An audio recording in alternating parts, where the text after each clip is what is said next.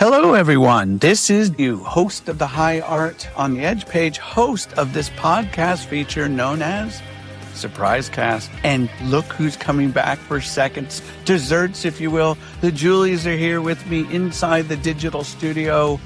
Welcome to Surprise Cast. Hello, Patrick. State your full name and what you do in the band. Hey, I'm Patrick Spiszewski. I play guitar and bass, and that's all I do. That's good. Chris. Hey, I'm Chris Newkirk. I do some singing and I write some words. And that's all I do. Alex.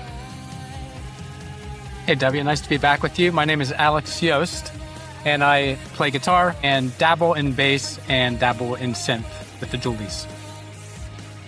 And that's all you do. And that's all I do.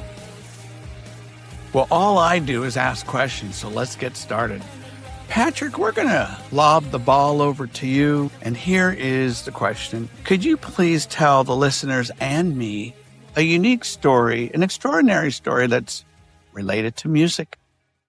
Sure. So I started playing music with the Julies in the early 80s and then moved to Philadelphia, where I went to school at Temple and got immersed in the music scene. I was an EMT for a while, and there was a very big party at I'm not sure where the club was, but I got a phone call, and there was a stabbing event that was happening at this big party.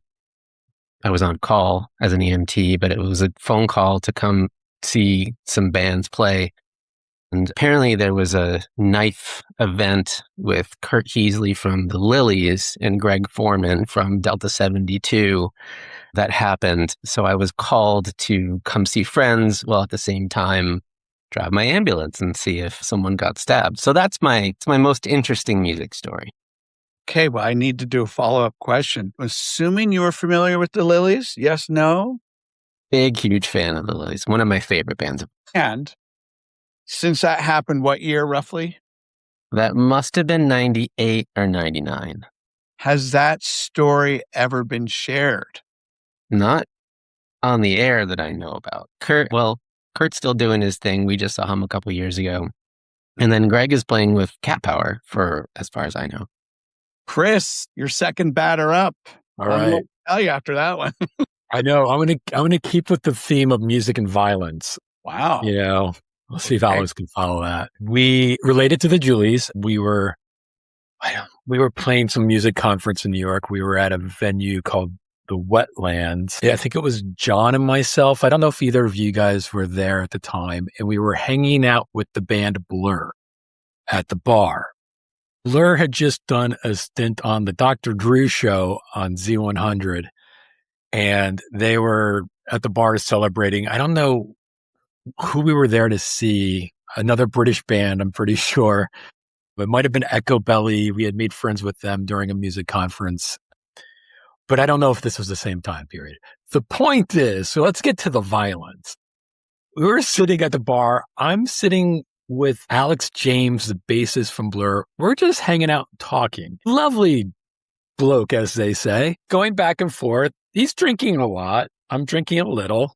We start talking about playing soccer. Most of our band had all played soccer somewhat competitively and at varying degrees, varying levels. John, our bassist at the time, the highest level, sort of a soccer star at our university where we all met. And we started making plans we had tickets to see them in Philly like a day or two later. Alex and I started making plans to play a game against each other, Blur against the Julies. Yeah. And as the night goes on, we're talking and he's drinking, and they're getting ready to go. We're getting ready to go. Things are closing up. And I said, so, hey, we still on for Sunday. Let's play, you still want to get together and play a game. And he just flips his shit. He just started going after me. Like, you think you can beat us? You think you can beat us, mate? You think you can beat us? Bring the ball to the gig. Bring the ball to the gig, mate. And he starts like shoving me. And then I shoved a little back. I don't know what's going on. I'm not. And then his whole crew is there. The roadies from the Blur team were there. And they start pulling him off and trying to drag him away. And like, guys, you don't know what you're doing, man. Just step back. And I didn't know what I was doing because I thought we were going to make arrangements to play a game of soccer. And he took it as all of a sudden a serious offense that we were even challenging them. But we were like this close to setting up the whole thing. I don't know what happened. Bad liquor, I don't know. But we brought the ball to the gig. We actually brought the ball to the gig. We still enjoyed this show. There was no animosity in us and receiving a well-played show. I can't remember what tour that was, but yeah, we had the ball. It didn't go anywhere.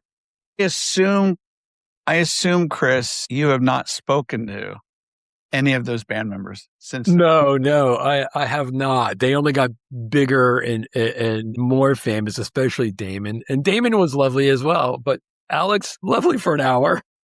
And then not so lovely. It was like on a dime. It was insane. Hey, Alex, if you're listening to this podcast, this conversation, confirm that, verify the story. I don't know if he can. I think maybe I think that's kind of the point. Okay, Alex, are we back to music and violence as our motif here or what? I will keep this one appropriately short. I waited for 3 hours outside the Stryper tour bus when I was a teenager to get Michael Sweet to sign my left forearm and Tim Gaines, the bassist, to sign my right forearm. So there we go. As a Stryper fan, your fans may not connect with that particular band, but... Whoa. Stryper as in like glam rock hair metal? You got it. Yeah. Like STY with the Y. Yes. You guess the yellow and black thing. I was a big fan of them back in my... Okay. I was going to say... They're the ones that got me into guitar. Yeah. Okay. So were you into that kind of, headbangers ball music, I guess what they called it? Hair metal, glam rock. Yeah. Before I got into alternative, indie, progressive rock. I was too. I just don't let people know. Yeah, keep it secret. Keep it very secret. No one's listening. Oh, that's good. That is good. All righty. Well, thank you to all three of you for kickstarting this conversation. Okay. So before we talk about this brand new album, Cherisher, I do want to just know a few things. And Patrick, this question is for you, and is definitely related to influences and sound of music and stuff like that. So early on, Patrick, tell us, was there a seminal album or two that you still, to this day, carry in that heart of yours? Like, you know what? This album still is a masterpiece. It's an opus. Yeah, it's funny that I kind of kicked off with Lilies because I think that Ixay and the Photon Band is one of my favorite records of all time. They have so many different sounds, but that one for me and in my life, like, really was super important. I'm also kind of the indie head in the group. I would say like Wowie Zowie is another big one that kind of kept me moving. Really made an impact on me. Just the way the guitar sound. Yes, Pavement. That's interesting because many of the musicians I've spoken, I'm sure they liked Pavement. That band has never come up in conversation, which is surprising because I've interviewed tons of indie bands. Yeah.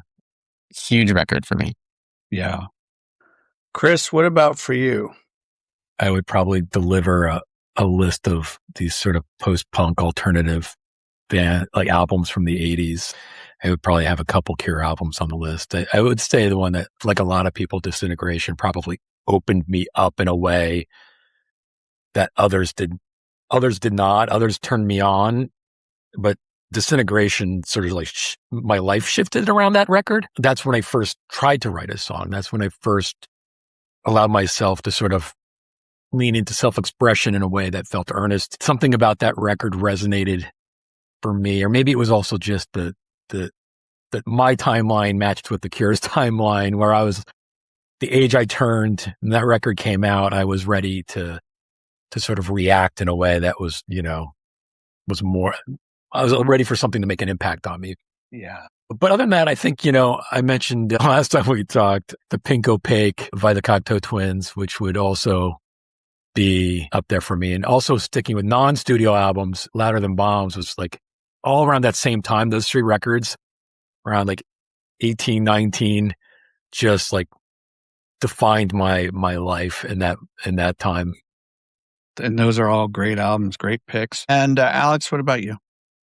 Yeah, two are heads and shoulders above the rest for me, though I could also deliver a long list. But it's Disintegration is one of, same for me. Like my whole life changed when I heard that. When I heard the intro to Plain Song, that my whole life changed. Similarly, the other album would be Just for a Day by Slow Dive. Spanish Air, just the drums and the feel of that song and the sounds and the feeling of floating through space as I listened to that album in a beautiful, safe space, but also wild and open. That was life-changing for me. And I listen to a Slow Dive album every single week to this day. I can't get enough.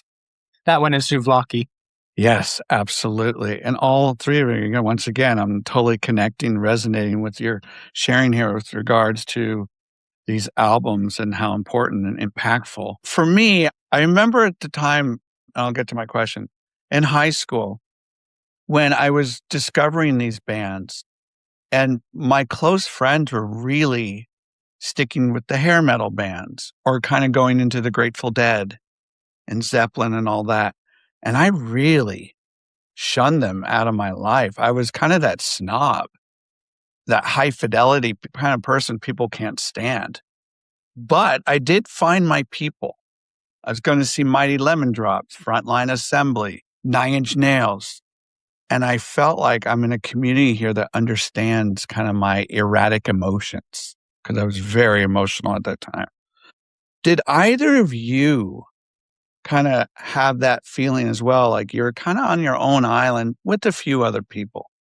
Yeah, I did. I went to a Christian high school my last couple of years. So it was like a small class size, and, people either listened to Christian music or they listened to hair metal or pop. And so I was definitely that much more on an island than I think even your typical high school setting. There's maybe one or two other kids in the high school that knew the bands I was listening. And I was definitely, I played sports. So I didn't, I wasn't set adrift, but I think emotionally and in terms of also aesthetically, just my world was just definitely a satellite to everybody else's for sure. Yeah. That's a great way of putting it. Alex or Patrick? Well, you helped me talk through this last time we were here, William. The sense of alienation, feeling of being a part of something like a broader culture, but not really being a part of things. And music is a way of connecting with your people and opening your eyes to see the world in a different way or new possibilities or thinking differently about things. So yeah, for sure. Music's been critically important for me in that way. And I still carry that, obviously, till today. And you could probably hear it in a lot of our music and a lot of the kind of music we still listen to. Sure. Yeah. I also wanted to mention, William, earlier, another album that came to my mind because I listened to your interview recently with Patrick Fitzgerald. Oh. I have to think about Kitchens of Distinction. And for me, Strange Free World and you didn't talk about that album a lot when you were chatting with him, but for me, that one's close to my heart. Yeah. And it's got this raw emotion to it. I just don't even know how to package it up, but you just have to let the music wash over you. Yeah. And real quickly, just to connect to what you said there, Alex, it is an album that is so near and dear to my heart.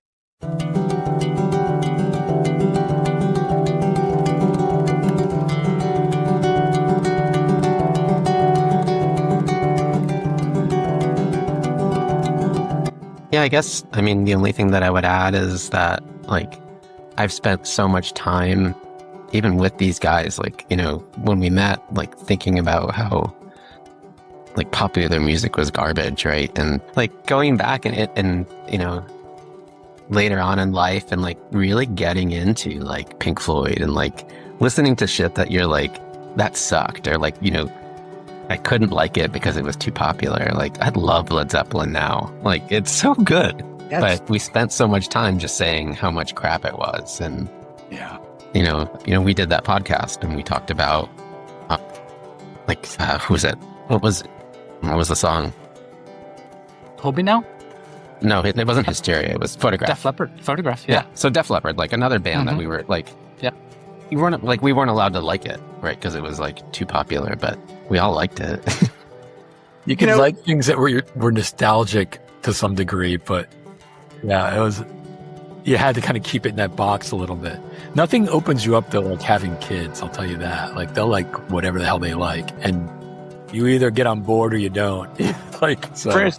you just opened up a can of worms there. We could go on a whole nother tangent. But here's the thing I'm noticing, and I noticed this with you and Alex last time, Chris, and now Patrick being part of this conversation. The chemistry amongst you three, the friendship. What has defined this chemistry amongst you? What has helped? What attributes? What it means for me is, it's a lot around ego, and it's a lot around listening. We're trying to create something together, specifically together, and something that we can add our own little part to that makes it better. So, standard way of working for us is to listen really closely to what the other guys are doing and then try to build on it, try to highlight it, try to find a way to make it sound even better in context. So we're not trying to, I'll just stop there. That's the short version. Chris and Pat can add more color for sure. I mean, when you're starting a band and you're like 20, 21, 22 or whatever, your prefrontal cortex is like developed and your emotions run high, you're moody, and everything is about you, you're self-absorbed. And I think it's easy to bring that through your duration as a band, even if you're in your, 30s, 40s, 50s. And I've even felt like the pull of that at times, this like gravitational pull to be like, to go back to that default state of like, no one gets this or what have you. And it's nice to have, out loud set a standard of what we want to do and be together and how we want to operate as friends and collaborators. And it just snaps you out of any sort of like,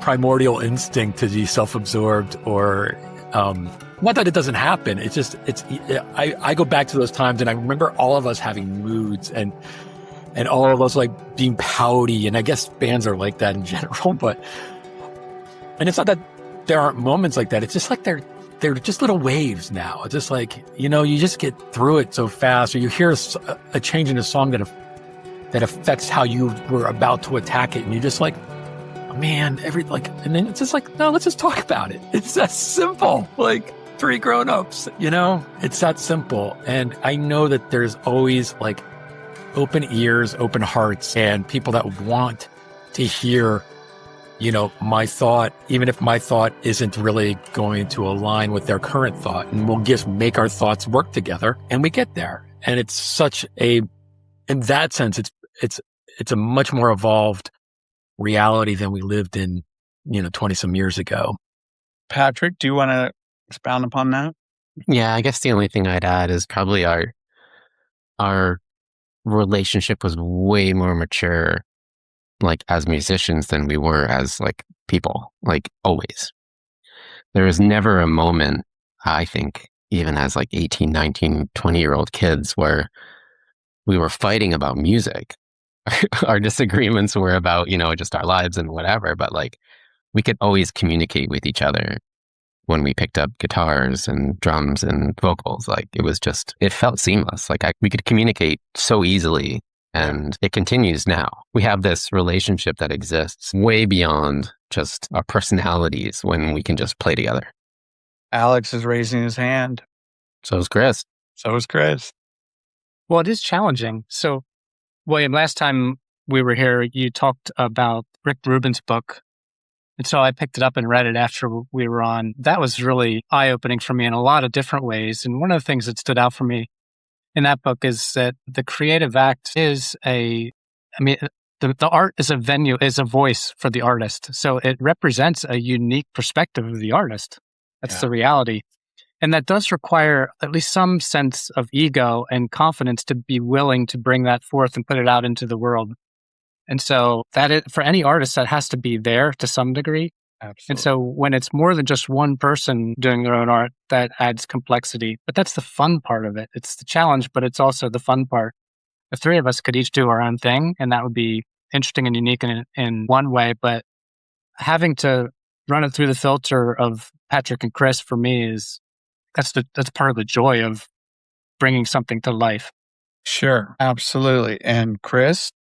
Yeah, I mean, similarly, and I won't make this long-winded, it's a birthing process, and there's so much intimacy in that. You're creating together. I remember being with my wife, when we were having our first kid, and there's nothing like being connected in a moment like that. And to Alex's point about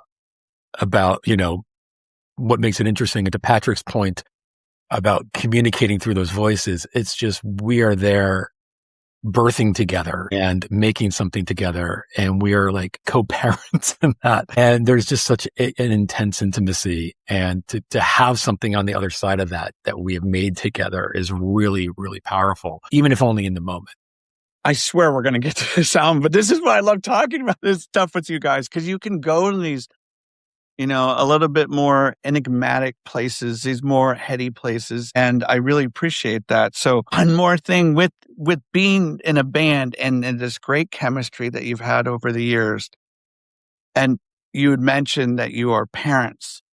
Would you say that being a band has helped you in some capacity to be a better listener to your child, for your wife?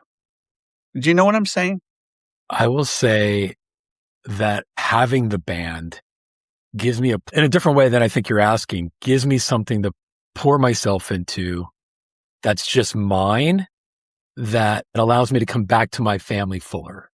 So that's the chief piece of it. Though I do think learning to communicate with a spouse and and your nuclear family, with my kids, there are things that, interpersonally, that that you might apply to your marriage relationship, that you might apply to your collaborative relationships like these. No doubt there's some sort of overlap and some transferable skill sets. But the biggest thing for me is to be able to have this, to go into this sort of birthing cave with these guys, make something, work on something, and I come back to my family feeling like I am well, I am fulfilled, I am satisfied in a way that I have more to give you.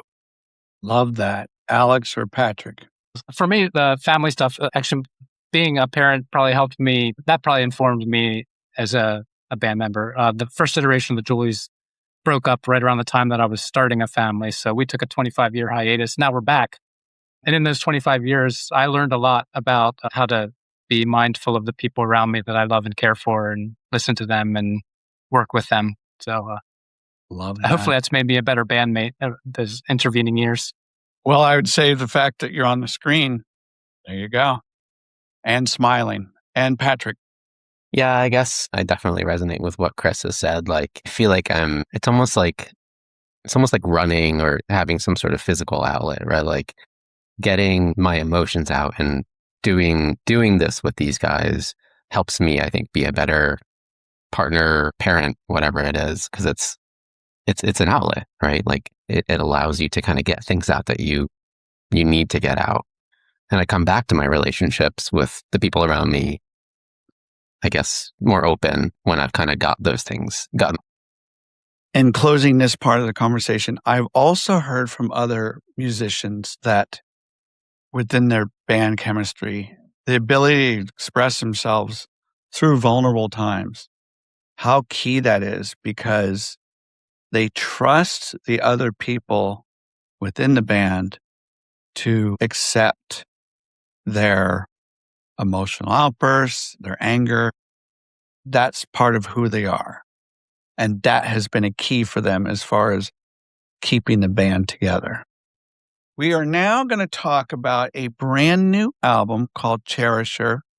And this time, as Alex had mentioned a couple minutes ago, I like to throw quotes out my guests. And last time we did some Rick Rubin quotes. This time I put together kind of a hodgepodge of quotes by artists that you'll probably be familiar with. And whomever answers, go for it. And here is your very first quote in terms of kind of influences or inspiration for this album. This is by David Bowie. He says this: I steal from every single person I've ever met.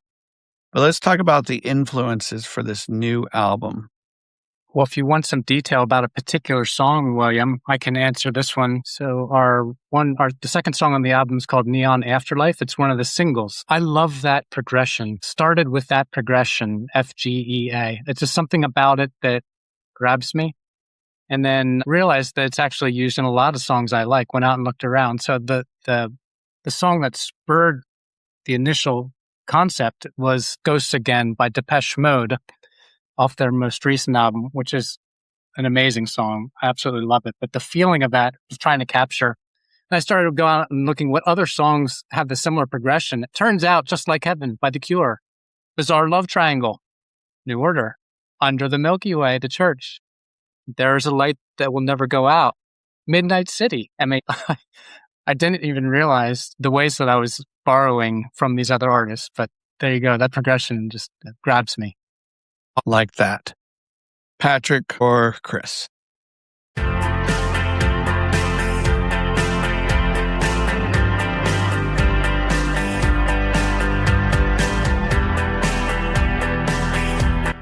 guess I'll say, this whole project was in a really difficult time for me.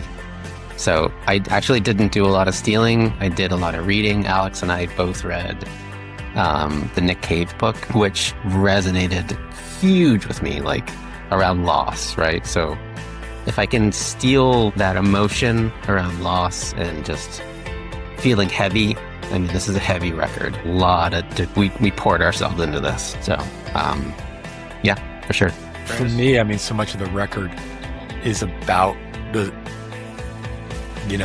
looking back and memory and meaning and the things that make you you, and in a lot of instances that is, my and people's relationship with music. Yeah. So for a lot of this record, there is a direct connection back to songs and bands and times where I was listening to those songs and bands that are baked in to this album. There's a lot of little references to bands and records and even very oblique Easter egg style references. No one has yet picked up on the Duran Duran reference yet, but we'll see. But yeah, someone will know now. Yeah, I think so. For me, that the record is almost directly linked to borrowing the influence that's had on my life. But I'm not like a natural musician, and I came to it through being a fan. And a lot of my experience is like pastiching, singing other people's stuff over music so I could find my own voice, borrowing a melody, borrowing a lyric so I could sort of feel comfortable or find my way. And I've never stopped doing that to some degree, even though I don't need to do it. Sometimes it's just easy unlock for me because that's how I started when I was, 19. And there are songs on this record where I was just literally singing Prince lyrics and other more, underground, shoegaze records or bands and whatnot. And those melodies end up influencing where I ended up. So I no doubt have borrowed from a few people on this, most notably from Prince, probably. Alex. I wanted to build on Pat's comment about how loss has inspired him on this album, because as you were saying that, Patrick, there's a part that you play on Summermouth that just hits me. So Summermouth was the first single off this album, and it starts off with the riff and then the bass and the guitar and the drums kick in. But then Pat plays this little 4-note melody that feels just like loss right before Chris comes in with the vocals. So just that little 4-note melody is heartbreaking, and it's beautiful. And then also on the chorus of that same song on Summermouth, Patrick plays a chord or a couple notes and bends it like it's a kind of sound. And again, it's just heartbreaking sound. It's beautiful. I want to actually read some of those lyrics if you don't mind. I know it's stupid too, but I look for you in between the go and stay. That he says it feels like a dream. Your summer mouth keeps singing out. I'm hearing you always this way. Yeah, somehow you still speak to me. But memories make eulogies. Yeah, memories make eulogies.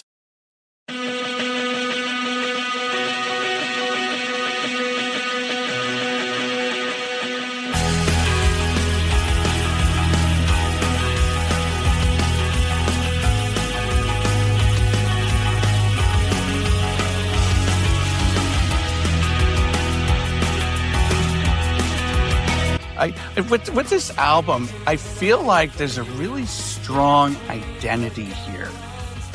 No, I think there's more intentionality. It's also, I think when you make a record, you're making a record out of your best songs that you have, usually.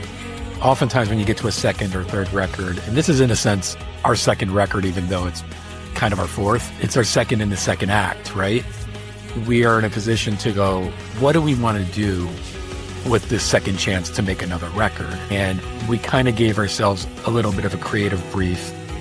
And I got to kind of lean into, I think, some themes. And that kind of gives it sort of a feeling of being coherent and cogent, where Always and Always was really a collection of what living life, over the last couple of years and across the pandemic and, getting used to having a family and doom scrolling. And it's not unthematic, but it was a little bit more sprawling. And it was a little bit more quotidian in that sense. It was like, I'm going to sing about my life. Now I did that and I can sing about some things that are just humming around my head thematically. Though, interestingly, with Summermouth, and talking about Nick Cave's book and how it sort of, the borrowing about from his themes of loss. I mean, the song is a song, and as noted in the lyrics you read so thoughtfully, it's about loss. So there's while most of the record's about nostalgia, there's even a nostalgia in grieving somebody that you spent your entire life with, right? Yes. And, it's not an accident probably that Patrick is making, sonic representations of loss over a song about loss. We were kind of keyed in to So how do I say this? By creating a song like that or others that tap into this idea of loss and connecting it to Nick Cave and that horrific experience that he went through. Patrick, if you don't mind me asking you, in the development of these songs and the creations, did it help you in some kind of emotional manner? Yeah, I mean, absolutely. I mean, I think going back to your early question, W, what does music or creation of music help, you become a better parent or a better partner or the other way around, right? Whatever it is. This is an outlet that I'm so thankful for, that helps me deal with those things, right? People talk about writing down your feelings and how that helps. I can't write for shit, but I can write a song and write a lick that will probably do it better than me writing words down. I want to go from the outside in. I should have actually started with this, but that's okay. I want to talk about the album cover. And Chris, I think you and I spoke about this when we had a private chat maybe 2 months ago, and we were kind of setting up this conversation. It's an amazing album cover. It's very striking. And so I'd love for one of you to share who did it, and then how does it kind of fit into the spirit, the essence? So a dear friend of mine has been helping us with our aesthetic in this second chapter, and her name is Sarah Fuchsia. That's her that's not a real name. Her real name's Sarah, but she goes by Sarah Fuchsia, and that's how you could find her. But she's been a friend for a long time. I'm a creative director, when I'm not singing into the microphone, and she's a designer, and we've been friends for a while. I can bring her my vision of what I'm seeing or what I want to create, and she knows exactly how to just, press her little buttons and there it is. I've been I'm such a fanboy, and I'm really influenced by a lot of the factory records and the 4AD records, and Peter Seville is a big reference point for me. But I'll see something I saw a couple Roxy Music covers just kind of hit me, and then even a Fleetwood Mac cover. And I was going through her photo roll on Instagram, and I had just saved a couple photos that felt evocative for our music. And that was one of them. And it just matched where this was going. We had a couple images in mind, but this one just seemed, when I brought them to Alex and Patrick, they both resonated with this for this batch of songs. And she just did such a great job of making even that image that much more immersive. And I think that's one thing we're trying to do. I think you asked about records that has stuck with us. And when you think of those records, you think about, especially from those days, you think about the cover art. Yes. When I say Louder Than Bombs, who's not thinking Orange? Who's not thinking, that playwright with the cigarette in her hand sitting there, that orange coloring all over it. And it's just instant, and it defines how you feel when you hear that song. And I think what I want in these records is to marry that image with the music, so you get that sort of connective tissue. Like you see it in your head when you hear these songs, and you get that sense of immersion that you do when you look at the image. And Sarah's just so great at understanding that and bringing that to life and doing that generously with and for us. So for all the listeners who are listening to this podcast, first of all, thank you. Second of all, what we're talking about is the album cover for Cherisher, and it's really vibrant pink flamingos, all just kind of doing their own natural thing in this kind of lush green environment. It's very striking. There's a gentleman, Andy Yossi, he's from the band The Blue Herons. And when I saw this image, Chris, Alex, and Patrick, I immediately thought, oh my God, this kind of looks like an Andy image. This is fantastic. So hats off to Sarah, the work that she's done here. Anything else you want to say about the album cover and or people that played on this album that maybe didn't play on previous albums? Do we have any family? Well, my son Keaton did all the drum work on this album. So it was lots of fun for me, obviously. Incredibly rewarding and meaningful to have him a part of the project. He collaborated with us as well on Always and Always, did the drum work on about maybe half the songs, 3 or 4 of the songs maybe. But this time around, he was a little bit more actively involved, did all the drum programming. Also contributed a little bit of synth work. There's this tiny little plinky synth part in Neon Afterlife as you head into the outro, which is super cool. Nice. And he probably add some other arrangements here and there. Helped us out on the singles that we did as well. Before Cherisher came out, we have Black Metal and Heartbreak Life were 2 singles. It's one standalone thing. So he helped us out with those as well. Did some arrangements and, of course, the drum work. So, yeah, it's been lots of fun. Big shout out to Keaton. Yeah, how proud you must be as a dad, yeah? Yeah, absolutely. Was there, if you don't mind me, was there any kind of clashing of the minds there? Any kind of conflict at all? Just seemed to work out smoothly. He's accommodating of us, so it works because of that. He knows what the Julies are about because he's been in it since he's been born.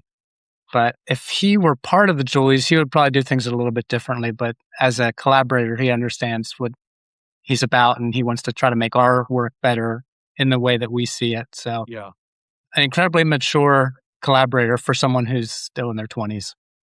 I'm grateful to have him part of it. I do want to ask you guys this question.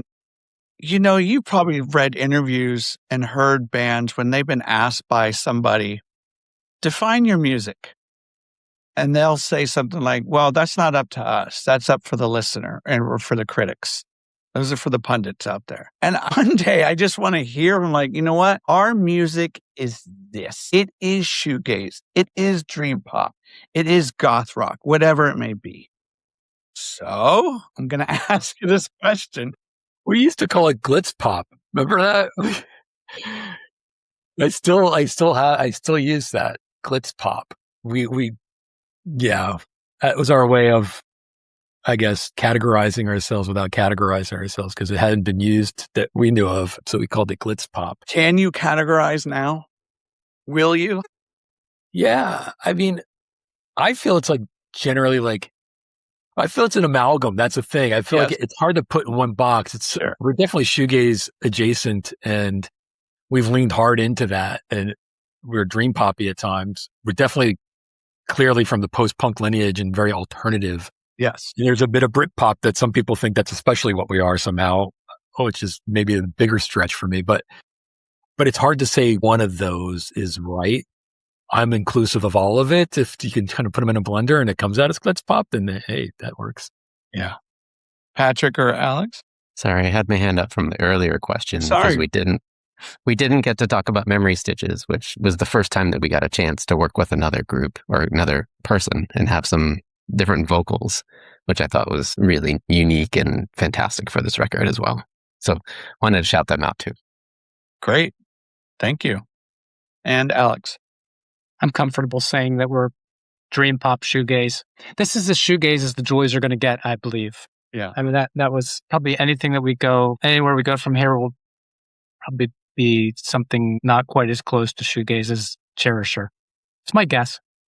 With Cherisher, how do you think this band has evolved in terms of musicianship? So many ways. Where do I even start? Well, we think, we not to be trite, but we think more closely about how we write because we have the space to do that because we're working remotely. In the old days, it was five of us in a room and whatever popped out at the time of the amps and the drum, we would just kind of roll with and everyone would throw their part into the mix and it would work out. So now it's a much more intense creative process for me, for sure, because I will try a dozen different things before landing on a verse or chorus progression or a part. So it takes a lot more time, a lot more energy and focus, but it's also a lot of fun too, just to think through the possibilities. Chris? I mean, similarly, I think we talked about this last time. I've learned to just get a song done, but at the same time, I will write 7 versions of lyrics for a song before I'm satisfied. Partly because I have the luxury to, with this sort of remote setup where I'm not singing from a lyric sheet at a mic and then something sticks. I get to trial a few things and I get to stick my head into themes a little bit more. I think that's a big part of it. And I'm very conscious too of allowing recurring themes to kind of resurface on this record, even in a song there's a recurring theme about me unpacking sort of my church past to some degree. And even in a song that has nothing to do with my church past, like Forever songs, there's a line or two that go there. And I love being able to play with that interconnectivity of themes that are just, ripe for me now and allowing myself to play with that sort of like palette. Patrick? For better, for worse, I think, we've learned how to stretch our abilities, right? Like initially we were all individual instrument players, right? Alex played guitar, I played guitar. There was a bass player, there was a drummer. We're all kind of like, wearing different hats, kind of learning different instruments, learning production, learning how to record.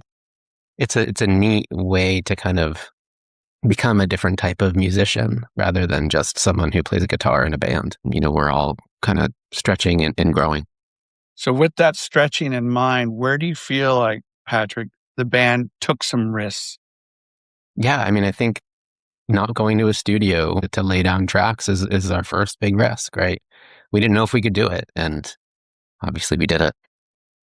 Yeah, thanks to Alex. Alex really spearheads our engineering side, our technical side. It keeps us moving forward. He really mastered the software, and also just he's just very prolific, and I think that just helps Patrick and I immensely. And it's really sometimes keeping up with Alex, but that's part of the game. That's part of this version of us and part of this record. And probably part of whatever we do next will be sort of like, how do we kind of like meet Alex's trajectory?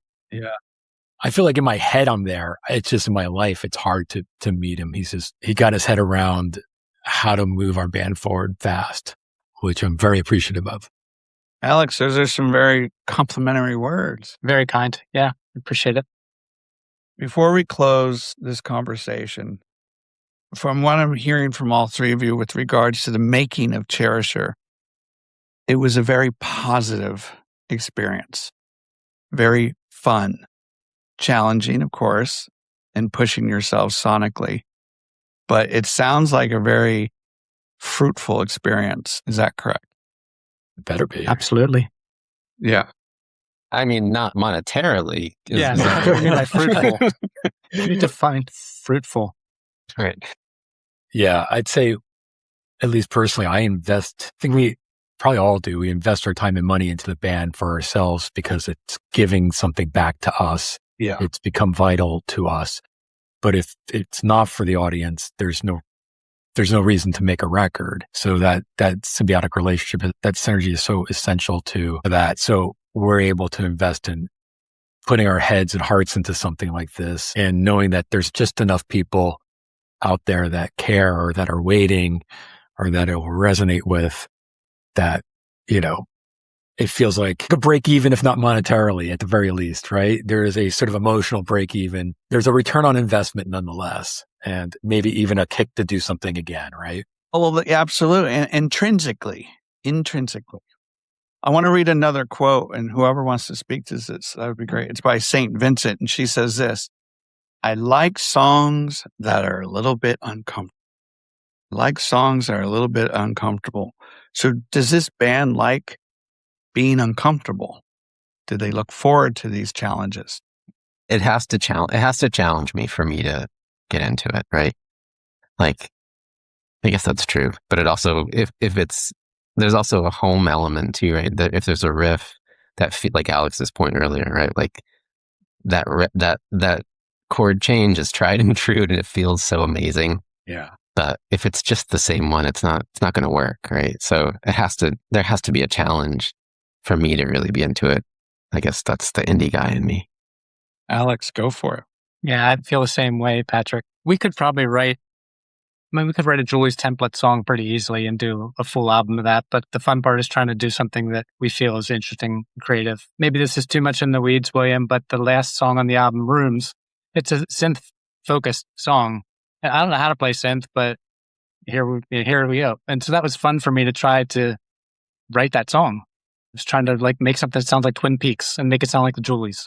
Yes. So that's a creative challenge that I had never tried before this particular album and that particular song. So it's that kind of stretching that is rewarding and fun for me. How did you guys know when this album was done? The age-old question. Yeah. I mean, there's a few ways of looking at it. I mean, even before it's done, you can know it's done in the sense that I think for me, when I have an album opener and an album closer, I know that I am working with this entity. This entity is a complete thing in progress. It might not be a complete thing, but I know that this is a contained piece of art and I can enter into it and attack it and roam around in it and get it done.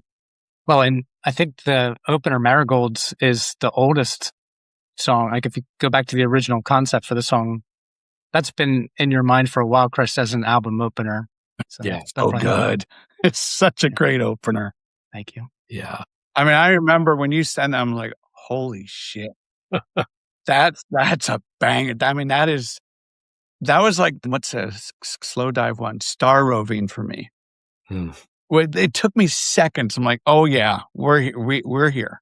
Strap on. Love it.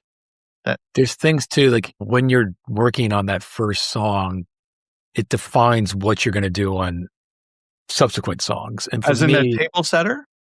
Yeah. Also because it's the first one I started addressing, right? Because it was right on the heels of Always and Always, more or less. Yeah. It was one of the first ones in the hopper. Like this might be part of a next record. And so for me, I'm looking at that. What do I want to do? What do I want to say? What is my angle of approach as a lyricist and a singer? And one of those things for me was like, I knew I wanted to make an album, not just of like a certain theme. I wanted to make an album of declarations, like these sort of, bold Morrissey-esque statements that could be on a bumper sticker almost, and that started that off for me. And it just kind of amplified to like Teenage Sadness is Forever. Like there's a bumper sticker, right? Or it's a t-shirt slogan. There's a bunch of lines like that on the record. And it starts, with that first song. And I find that through line and I go, yeah, I want to write lines like that. And then I start working with the themes, et cetera. Not to open up another can of worms, but that's part of, that process. Last time I spoke with you guys, I think I did ask you about any possibility of touring. And if I remember correctly, it just was not going to happen. could be off there. But I'm going to ask you again. Any possibility of doing some small tours for this album and obviously previous work?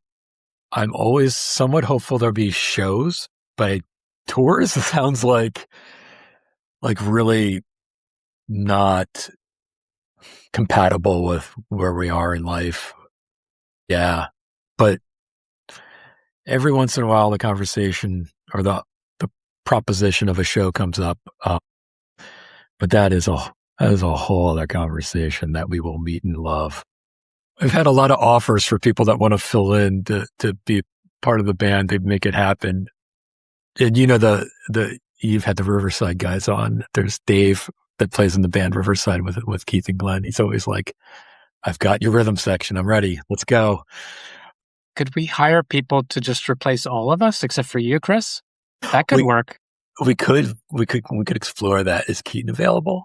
Yeah. I didn't think of that until now. Patrick and I can discuss. Go ahead, Patrick. I can sell merch, I think. There you go. Is there anything else any of you want to share about this album that we haven't touched on? Anything you want the listeners to know about? There's a long list and there's no list. So I think the best experience is the one you derive from it. So anything I would say would be very prescriptive, but hit me up with your whatever Easter eggs you find in there. Let me know. I mean, I hope people like it as much as we like it. Like, I mean, this, for me, I've said this anytime we've talked about this record, like, this for me is the best thing we've ever done. And it means a lot to all of us. So hopefully people get the same kind of emotion that we put into it for them. What's next for this band? We are exploring making some more songs, whether that means dropping some random singles or an EP or an album. We don't know. Again, I think there's a lot of material we still have. There's a lot of material, I think, still in the heads and hearts, and always a creative brief ready to manifest itself that hasn't yet been, engaged with yet. So there's that too. Like Alex said, like what we might do if it were an album might be completely different than what we've been doing. And there's, I'm sure, 100 degrees of completely, so I'm not sure exactly what that means, but at least somewhat. So we're hopeful that there's more music. Okay. No promises, but hopeful. And remind the listeners where they can check out your music, please. On all your favorite streaming platforms. And of course, if you like the product, hit up Lost in Ohio Records or find it on Bandcamp. You can order it there. But I don't think there's a streaming platform it's not on. So you should be set up. Let's end it with some fun rapid fire questions. I'm just going to throw some questions at you guys. Just literally just share whatever comes to the top of your head. There's no right or wrong. Go silly, whatever you want to do. Doesn't matter. Okay, Alex, we're going to start with you. Vinyl, cassette, or streaming? Cassette. All the way. Nostalgia regions. Yeah, okay. Fair enough. Patrick, if you were to perform and do a tour, name a city or two that you would love to perform in. I love Chicago. I love Boston. Those are two. Thank you. Let's go over to Chris. An album that you would leap into the fire and save. I mean, a lot of them. One I haven't said, probably Starfish by The Church. Hell of an album. Alex, what do you do outside of music that keeps you humming along in life? I love to play soccer. Good. Okay. Patrick, what keeps you grounded? Probably just playing. I play with these guys as much as I can, and I continue to play in my local scene. Couple more. Alex, what are your thoughts on AI? Helps me write better emails. Sometimes worse emails. Patrick, what does the word success mean to you? Basically nothing. I could care less. Okay. That's what I want, all the honesty. Chris, let's wrap it up. And I really appreciate this conversation and previous conversation as I've gotten to know you guys. And Patrick, thank you for joining us today. It's kind of a simple question, but who are the Julies?